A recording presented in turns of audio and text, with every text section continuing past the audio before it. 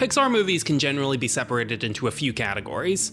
There are the eternal classics that we were lucky to grow up with, To infinity and beyond! the disappointments which have become depressingly common, Superheroes keep us weak. and the pretty decent ones which aren't amazing by any means, but are still a step in the right direction. Cars is a unique case though, in that nobody really seems to agree what to make of it. I myself have gone through pretty much every common opinion on the movie, from loving it to disliking it to thinking it's pretty good to just thinking it's okay. But while my opinion on the movie is, at least for now, not especially high, it does have one aspect that Pixar had on lock back in the day. The movie has one hell of an effective opening scene that sets up the story in an incredibly entertaining way. So let's take a closer look and see how this movie starts its engine. The film begins on a relatively quiet note, a voice in a black void getting in the mindset to race, interspersed with quick shots of race cars zooming on a track. Speed. I am speed. It's a good way of giving you just enough context to build anticipation and get you invested in the main character's goals, even though we haven't even seen him yet. Not to mention, it's also an early indication of just how good this movie's sound design is.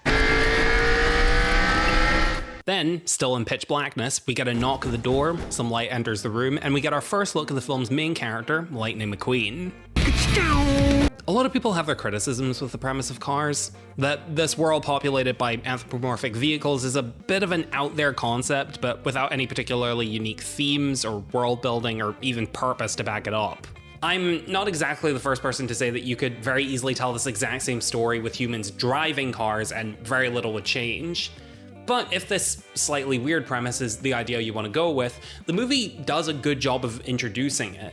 Just for a second, let's pretend that you've never heard of this movie or this franchise before. That would be nice.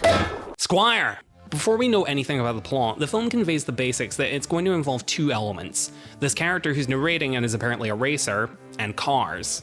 Then, once those relatively mundane elements have been established, we're shown a series of increasingly clear shots of the protagonist, and we slowly realize that this character and the cars aren't two separate components, they're one and the same. And now that we've seen that this freak of nature exists, or would it be a freak of automobility? Anyway, then it's revealed that he's not alone, as we get a good look at the surrounding stadium and realize that this is what the entire world consists of. Regardless of what you think of this world, the movie knows how to establish something fantastical to the audience. Start by showing us recognizable, real-world pieces, and that'll make the full thing feel less jarring when put together. Then, after you've had a minute to question how a Mack truck was able to knock on a door, we finally see the beginning of the race where energy is high. We see cars zipping past the screen in a flash, pebbles jumping around from the vibrations on the ground, the camera whooshing through this massive stadium with a crowd cheering the racers on and a flurry of flashing lights creating a sparkling effect. And all that to the tune of this absolute banger of a track titled Real Gone by Sheryl Crow.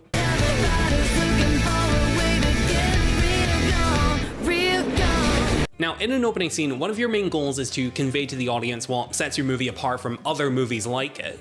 And this track does give a really different vibe from other movies that were in Pixar's catalog at the time. Almost all of Pixar's movies at the time, including this one to be fair, were composed by Randy Newman, who generally gave them a kind of subdued, wholesome, and whimsical style.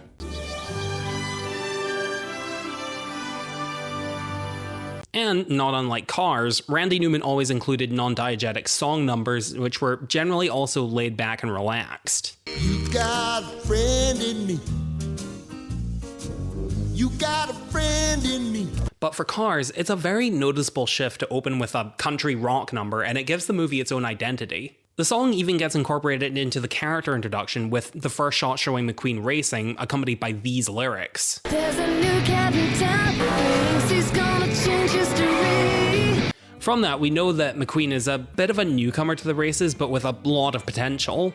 And just through seeing McQueen's performance in the race, we see that get demonstrated with him outmaneuvering his opponents in creative ways, all with an enjoyably cocky grin on his face and ability to appeal to the crowd who he's apparently already popular with. Then, just as the song cuts to a surprise harmonica solo, we cut to another car, Chick Hicks, shoving past the other racers. The abrupt switch in music being a metaphor for Chick forcing his way through everyone else. And we also see another car strip Weathers, the King, his spoiler extending up higher than all the other racers, symbolizing his own high status within the races. It's at this point that we've got a reasonably solid first impression of these three characters, their personalities, and their roles in the story, to the point where it's reasonable to assume that we want to know more about them. Cue in a couple of real-life sportscasters, Bob Costas and Daryl Waltrip. Welcome back to the Dynaco 400. I'm Bob Cutlass, here with my good friend Daryl Cartrip. It's here we learn about the long-lasting rivalry between the King and Chick, with the King being one of the most accomplished racers in the circuit, and Chick narrowly coming up just behind him for years. Now tensions are even higher with McQueen showing up, having the potential to outperform both of them and take the championship for himself. The legend, the runner-up, and the rookie. 3 cars, 1 champion. And this is how you do exposition correctly. Don't just jump in with paragraphs upon paragraphs of characters monologuing. Instead, give the audience small pieces of information in a way that's natural for the story and grabs their curiosity. Get them invested so that they want you to explain it to them. Not to mention, there's one other element that makes this moment feel exciting, and that's the voice performances. I say this as someone who has zero knowledge of sports and no idea who Bob Costas and Daryl Waltrip are. So when I say that they were the perfect casting choices for these scenes, it's not just the star power talking. Their experience as actual sportscasters clearly comes in handy as they bring such infectious energy and charisma to what they're discussing. My oil pressure's through the roof right now. If this gets any more exciting, they're gonna have to tow me out of the booth. Right you are, Daryl. Hey guys, check out my Patreon for access to these exclusives. Link in the description below. We come back to McQueen, and just as Real Gone ends, he encounters his first real challenge, getting bumped off the road by Chick and having to make his way back up the ranks, all while navigating a massive collision that's already taken out most of the other racers. This is the point where Randy Newman takes over in the music department. Gone is the upbeat, carefree country rock from before, replaced with a much more stressful and desperate orchestral score to emphasize that McQueen's not in a comfortable position anymore and now has to concentrate.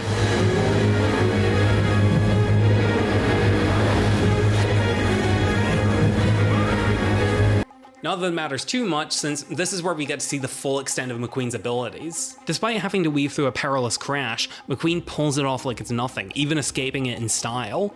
Dare I say, falling with style? The race continues on with McQueen dominating the competition, making it to the last lap with an almost insurmountable lead. It seems like he's got a guaranteed victory when... Oh no! McQueen has blown a tire! And with only 1 turn to go, can he make it? McQueen's tire burst, bringing him to an almost complete halt. This was foreshadowed earlier with McQueen refusing tires despite his team's warnings and his refusal to work with a crew chief. Well, he says he likes working alone, Daryl. This is where we see early signs of McQueen's character flaws, namely his overconfidence and his reluctance to take advice from anybody. But while watching, you brushed off because any thought you might give it at that moment is completely overridden by the sheer nail-biting panic as Chick and the King are gaining on him. McQueen's blown a tire! McQueen's blown a tire! Go, go, go, go, go, go! McQueen's within spitting distance of the finish line and he can only just barely crawl his way there. And the time it takes him to cross gives Chick and the King the chance to tie with him. And it's here where we see the first consequence of McQueen's faults. He refused to cooperate with his own team, and as a result, while he hasn't lost the championship, he has put his once very strong chances in jeopardy. Hey, McQueen, that must be really embarrassing, but I wouldn't worry about it, because I didn't do it! Cut to the aftermath of the race where everyone's winding down, and this is where McQueen's flaws, which were only hinted at before, are finally put on full display in a way that kind of recontextualizes everything we just saw. Throughout the race, McQueen has had this kind of smug demeanor. He clearly enjoys the fame and adoration and is well aware of how talented he is. But from what we've seen of him, he doesn't come off as obnoxious, he's more just kind of cool and enthusiastic. Sort of like a Sonic the Hedgehog type of character. He's cocky, but he loves what he does, and considering his skills, he can afford to be a little proud. Plus the fact that he's a rookie, that does make him a little endearing and makes you want to root for him as the scrappy underdog who's taking on the big leagues and actually succeeding. The rookie sensation came into the season unknown, but everyone knows him now. Will he be the first rookie to win a Piston Cup? But then we see an interview with him and we get to see his personality on full display. I mean, taking the race by a full lap? No, I wanted to give the folks a little sizzle. Sizzle? Yeah, when asked about his mess up by not taking tires when he really should have, he plays it off like he did it intentionally for the audience's benefit. So not only is he lying to avoid confronting his own imperfections, he's also claiming to be more selfless than he actually is by pretending that he would put his own victory at stake for the sake of the audience. Compound that with him also being rude to his crew on camera and in front of a crowd to the point where they quit. How will I ever find anyone else who knows how to fill me up with gas? Adios, Chuck. And that's when you realize that this little rookie that you spent the last 10 minutes cheering on and maybe even found his confidence charming, yeah, he's actually kind of an arrogant dick. It's clever because it mimics what the public perception versus personality of a celebrity can often be like. During the race, we see him from the perspective of the spectators, and afterwards we see him for who he actually is. That opening scene is a really strong way to introduce the plot and characters to the audience in an engaging way. And while the rest of the movie is fine, it's a shame that it doesn't manage to reach those same heights again for the rest of the movie, or the rest of the franchise for that matter. Do not eat the free pistachio ice cream. It has turned. Hell, if I'm being honest, even the movie's own climax doesn't manage to outdo it.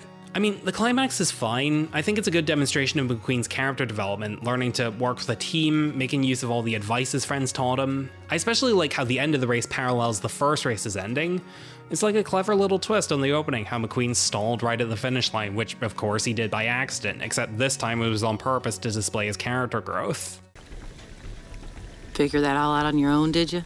But for the most part, the race just isn't as exciting this time around. There's a lot less going on, the track is much less busy, and they cut away from the action quite a lot, which kind of harms the momentum. What kind of a cut-rate production is this? It's more the bar for quality that I would expect from this movie. Not bad, but not exactly Pixar at their best. I like this guy though, he's pretty neat. Still, for all the movie's flaws, I like it, and that opening scene is a big reason why. Do I wish the rest of the movie was on this level of quality? Of course. But for the time that this scene is present, it's fun, it's exciting, it sounds amazing, it's got great characterization. It's Pixar. Special thanks to Heather Reed for being my first ever paid supporter on Patreon. Thank you so much for the support.